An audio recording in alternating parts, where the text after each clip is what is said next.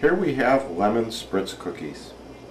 They get their intense lemon flavor from the grated lemon peel and fresh lemon juice used in both the dough and the glaze. This cookie can be made with either a pastry bag or a cookie press. If you choose to use the cookie press, you'll need to refrigerate the dough overnight and keep it cold while you're working with it. Our recipe makes 4.5 to 5 dozen cookies.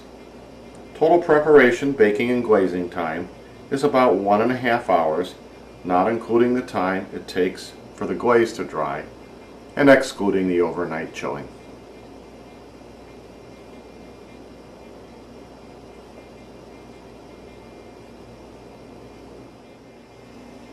We have lots of ingredients that make our lemon Spritz cookie, but they're worth the effort.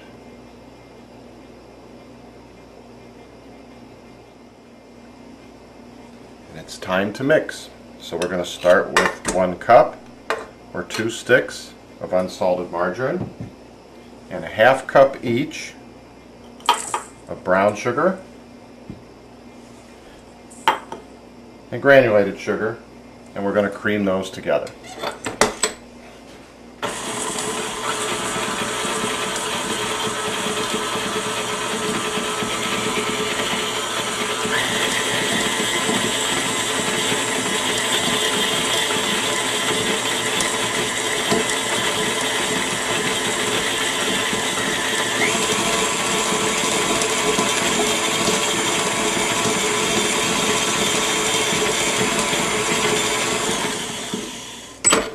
And once those are blended, we'll scrape the bowl.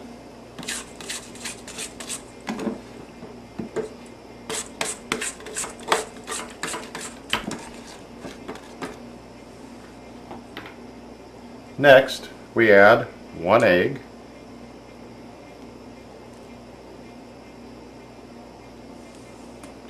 a teaspoon of vanilla,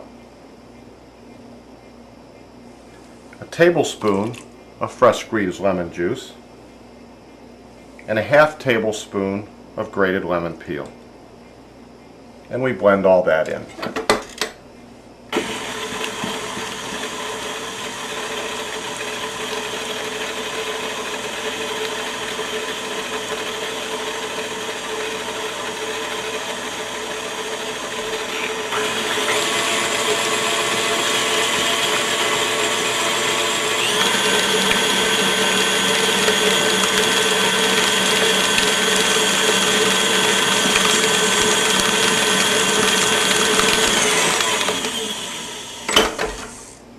And now we scrape the bowl.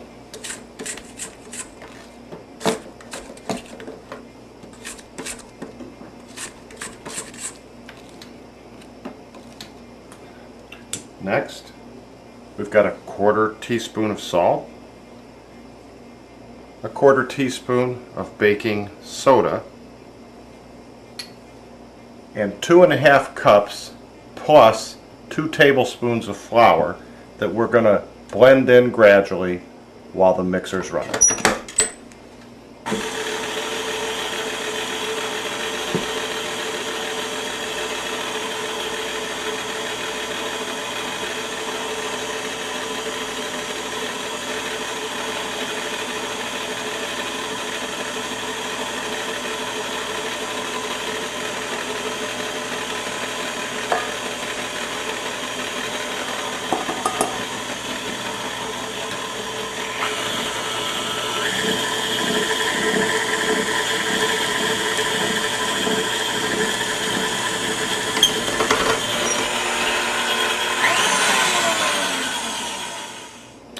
And there we have it.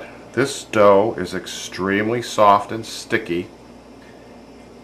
If we're going to push it through a cookie press, then it's got to sit in the refrigerator for at least 8 hours. And I generally make it the night before and let it sit overnight. If you're going to use it through a pastry bag, you can use it now. This is a 1G large decorating tip. And if you're using your dough right out of the mixer, you're going to have to use a pastry bag because it's not stiff enough to process through a cookie press or a cookie gun.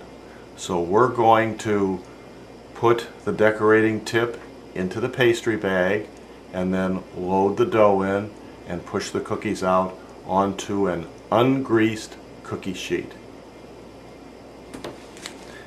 So we take our tip, push it down into the bag, squeeze it out, and then we take about 1/3 of our dough. This is a nice soft dough. Boy, does it smell good. And we squeeze it down.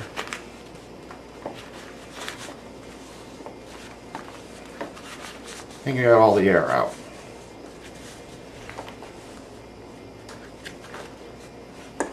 And the temptation will be to load the pastry bag with all the dough so you don't have to stop and refill. But you don't want to do that. And the reason is, if you fill the pastry bag with this much dough, you're going to have to apply enough pressure at the top of the bag when you're squeezing to push that much dough every time you want a cookie out the end.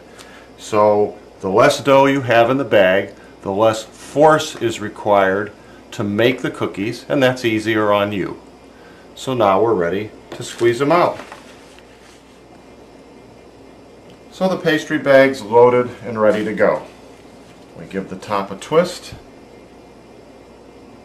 and just give it a squeeze. These rosettes are about 1 inch or 1.25 inches across, and you've got to leave a couple inches between the cookies on the sheet because these cookies grow quite a bit when you bake them. Because this dough is so soft, you're not going to retain this highly defined flower pattern. After the cookie bakes, what you're going to have is a circular cookie that has just a hint or a ghost of the flower pattern kind of embossed in the top of it.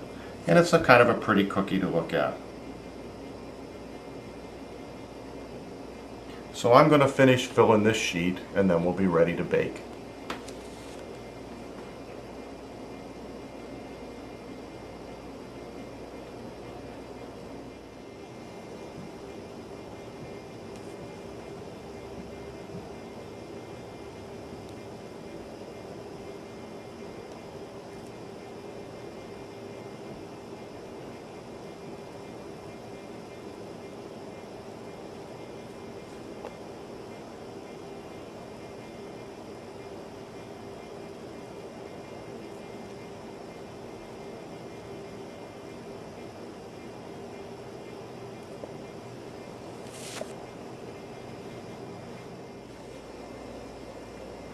If you've refrigerated your cookie dough overnight, then you can use a cookie press to make your cookies.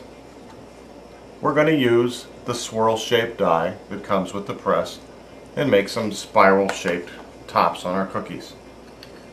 So this dough is a lot stiffer than it was yesterday when it first came out of the bowl. We're just going to spoon it in there, fill the press up.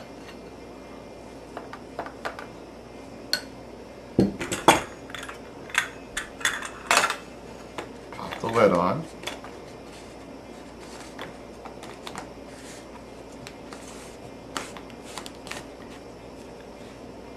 Work the air out. Wipe it off so we got a nice clean start. And here we go.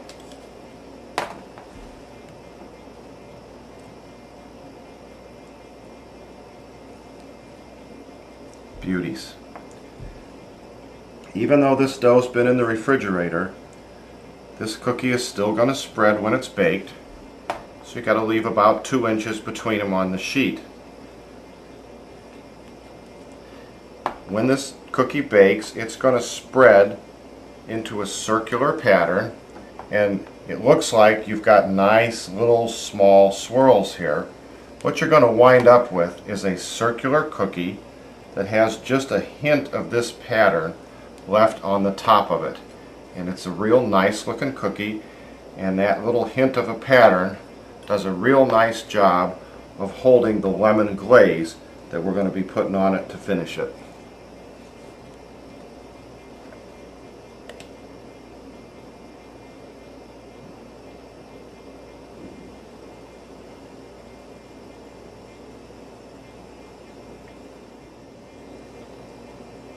and we have a sheet of each of these ready to go in the oven.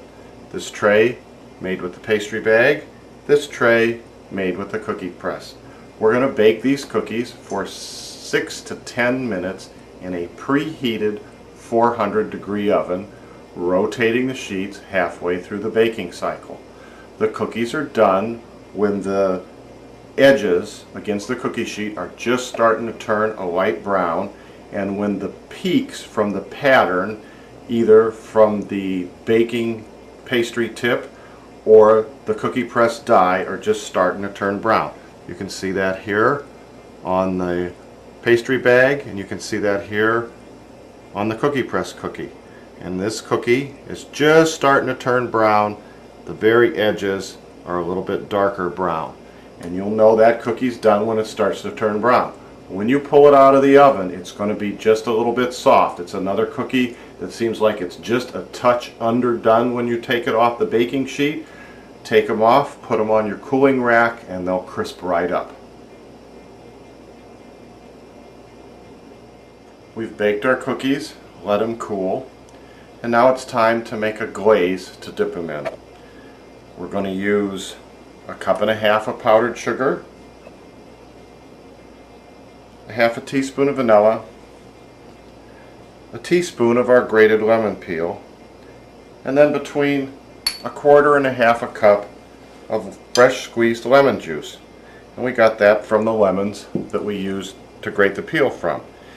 And as always, when we're adding liquid and we're not sure how much, better to add it a little at a time, because you can't take it out once it's in there, and you can always add more.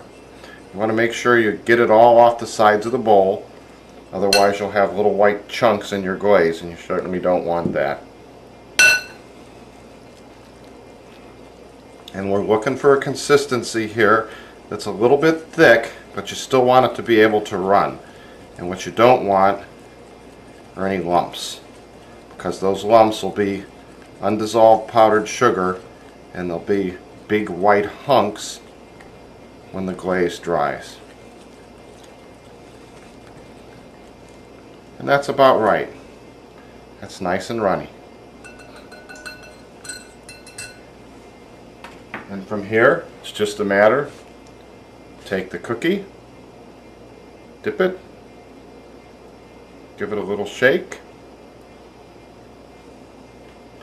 set it on the tray, and let the glaze run through.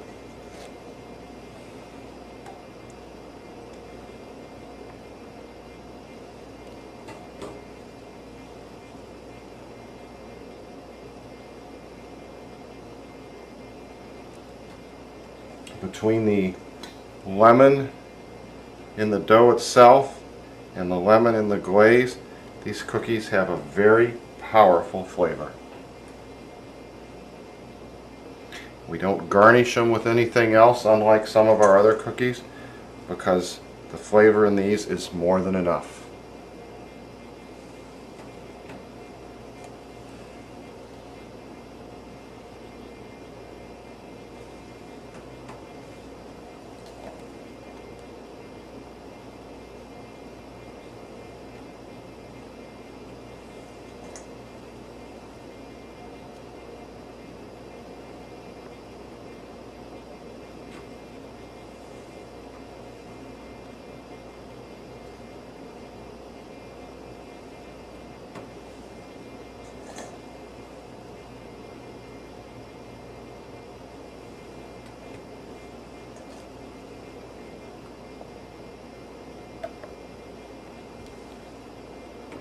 And as always, anytime we're doing this kind of an operation, we've prepared the work surface by placing wax paper underneath the rack, so that when the glaze drips through, it's dripping onto the wax paper instead of your tablecloth.